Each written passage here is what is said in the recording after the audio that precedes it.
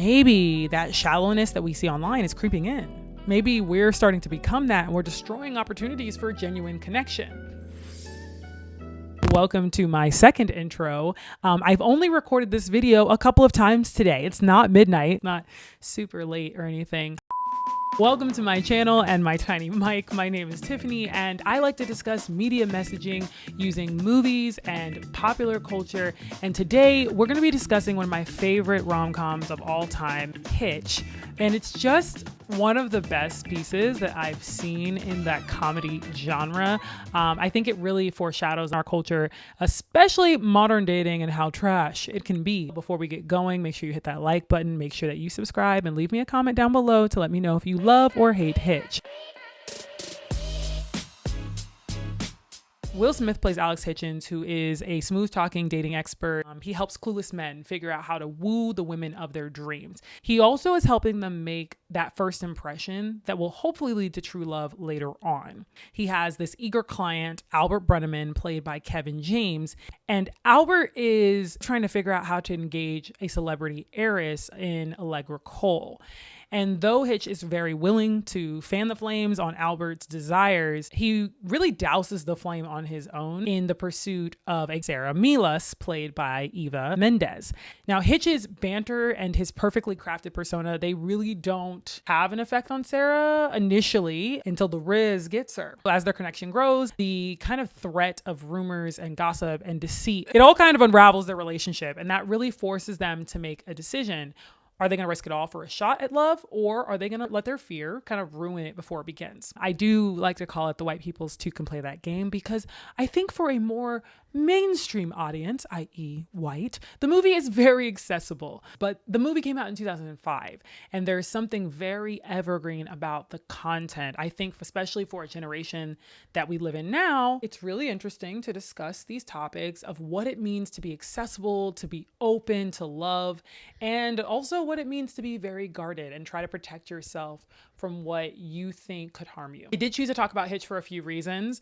Number one, the irony of Will Smith's very public relationship and marriage, it cannot be ignored because we have all learned way too much information about the Smiths. But I do think that a movie that's about love and romance and defining relationships is very interesting in the context of Will and Jada's, don't you? It also foreshadows modern dating and how trash it has become. It breaks down why people have, a difficult time being connected and intimate in this day and age. The third reason, I guess, is because media programs us to think about each other and about the opposite sex. It's just abysmal. A lot of the kind of podcast fueled world where we're getting our information about relationships, these ideals that are just really not realistic. And the movie breaks that down beautifully as well. In the opening scene, we kind of see a montage of Hitch where we get his basic principles, the rules of engagement. But we also hear how Hitch approaches the art of romance. She's lying to you. You understand me?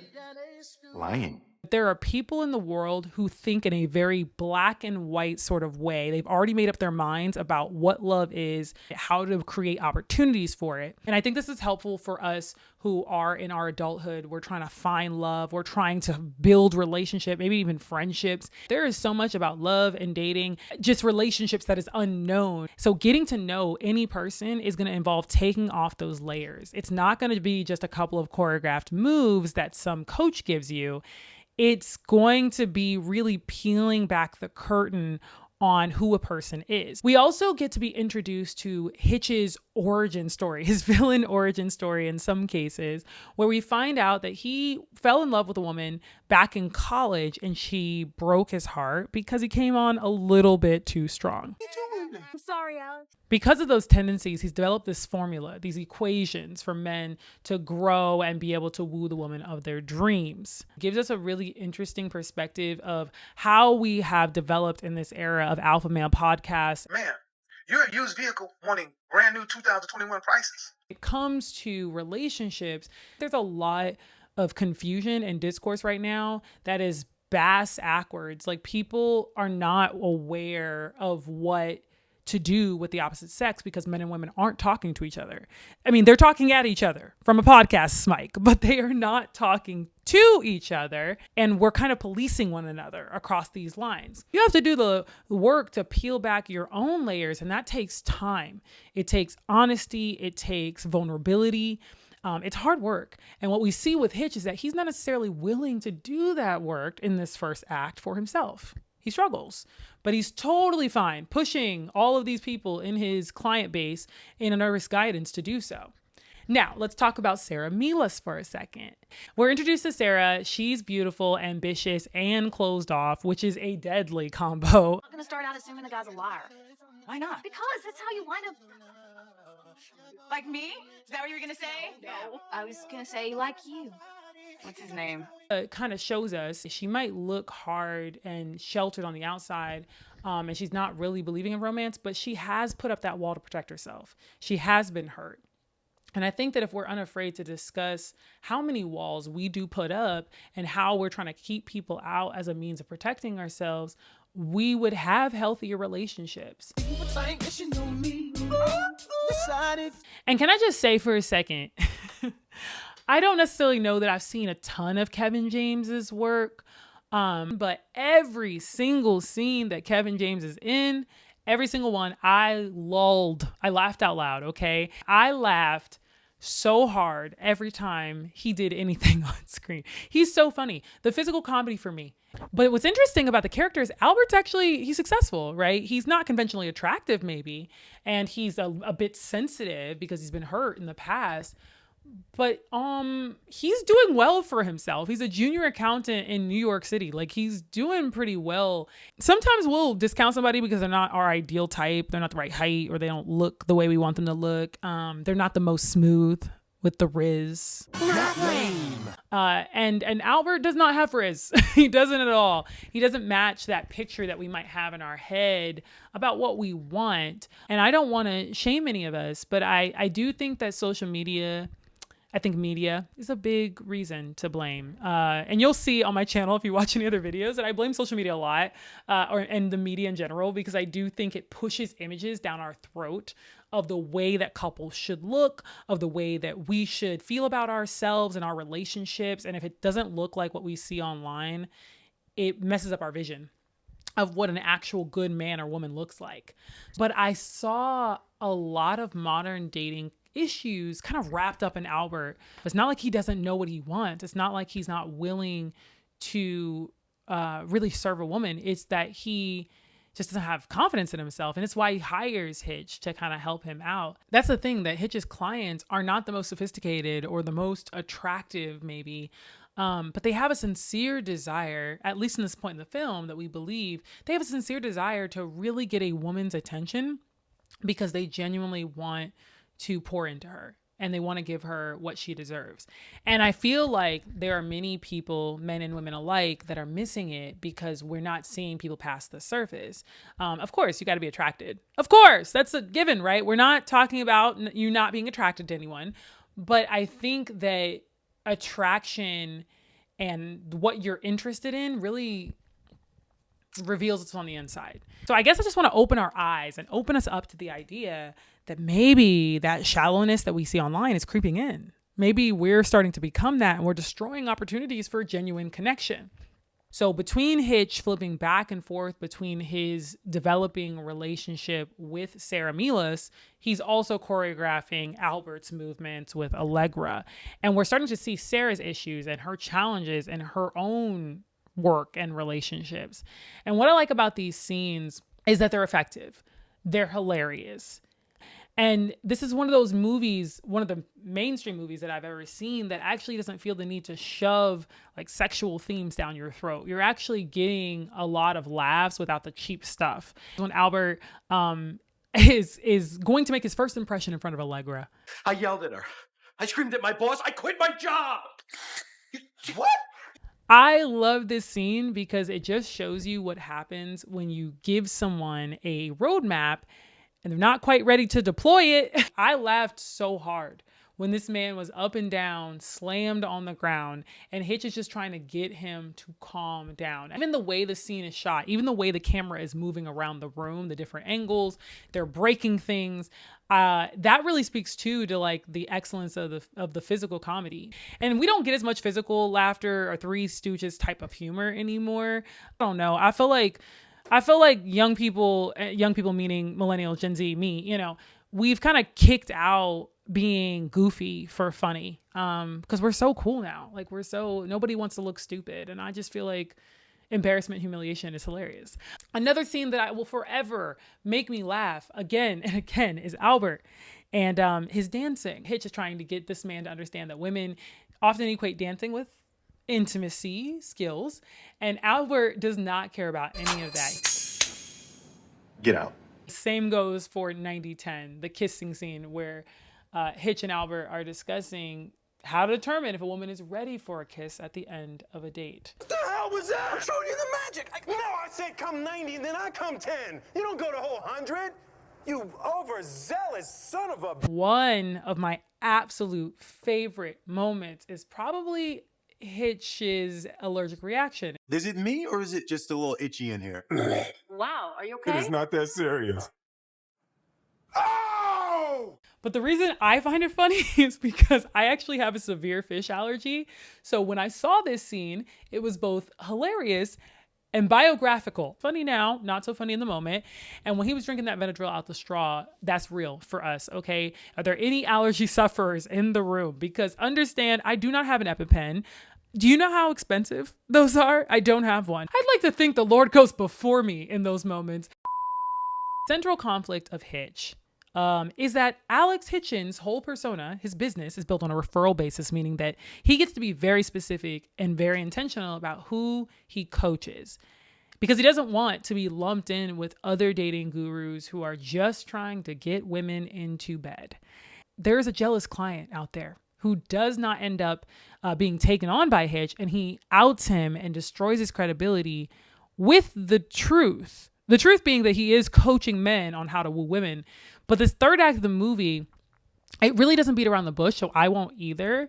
They want us to be on Hitch's side. They want us to sympathize with Hitch. But there is no doubt that Alex Hitchens is a master manipulator. Like, we're all clear about that. There's a tendency here to try to make this like funny and lighthearted because he's lying by omission, though. He didn't lie outright. But Sarah's profession as a gossip columnist, she's digging for a story. She is no better, by the way, than Alex. She's no better. There's issues on both sides. Both genders can get it equally here. Modern dating, where people are not healed. They've got baggage, and so they hurt other people. But there are some things that may have happened to you that you did. It wasn't your fault. You can't help that. And there's other things that you maybe willingly allowed, right? And all these characters, even comedically, they're showing us what happened when broken people pursue relationships without working through that stuff. Now, newsflash, we've all been broken in some way. And when we pursue relationships with other broken people, we're bound to hurt each other. We're bound to offend. If the point of your relationship is to avoid the hurt, you're never going to be in a relationship. I really appreciate that about this movie. Unhealed is what the film should have been called, because that's the central theme. These folks, they are trying to recover. They're trying to maybe recover from past hurt. They're trying to recover their reputation or their credibility. They're trying to recover power. Maybe power that they've never had. And that's why we play these games, right? We're trying to hold the cards. We don't want to be made a fool. We want to come out with the upper hand, but that's not love. Modern dating, if that's what you're doing in it, if your pursuit of how to go about this, how to run your relationship is based off of other people's lives or off of your past pain or a podcast, it's going to fall apart every single time because you're not taking off those layers of the person that you are engaged with. Ask me how I know. Ask me how I know. Now, Hitch does a great job talking about what happens when you jump to those conclusions, you use your assumptions that are usually wrong, and you don't actually have the facts. Modern dating, I know this is like a moot point, but modern dating is so devolved. Like, we're being discipled by trash. The information that we get from movies, media, TikTok, how to relate to one another, the sprinkle lady, we're getting information about how to go about this, and it cannot help us. I love movies, but movies and media did not create us. They cannot tell us how to relate to other human beings. They can only expose and share our human condition, maybe aspirationally or realistically. And frankly, you know, for the sake of Will and Jada's own relationship, I don't believe you can redefine marriage if you didn't create it. Like, I don't think you can redefine something that you didn't make. So in my mind, going to the source of who created marriage, where does it come from? That's going to be the thing that lets us know how it should be done. The same goes for relationships. Who created human beings? That's who I'm going to. If you break your vacuum, you're going to go to the manufacturer. Hopefully you have a warranty. You're going to go and get it fixed by the person who created it because they know where all the parts go. That's the reason that modern dating and the modern relationship, that there's so much drama and turmoil, because we're listening to all these people who did not make relationships. They did not make marriage. They didn't make human beings. They didn't make the person in front of you. So they can't tell you how to treat and engage and serve this person. That's why I go to God in prayer about my relationships. Like, not just romantically with my husband, but my relationship with friendships, my relationship with family, my relationship with work or with creative collaborators, because he's going to be the one to help me and direct me and guide me how to love and serve them best. I think that the redemption is really in this ending moment where the idea of being so protective and wearing this armor over yourself, you struggle to know when to let people in because you've never practiced it. Only one person that makes me feel like I can fly. That's you.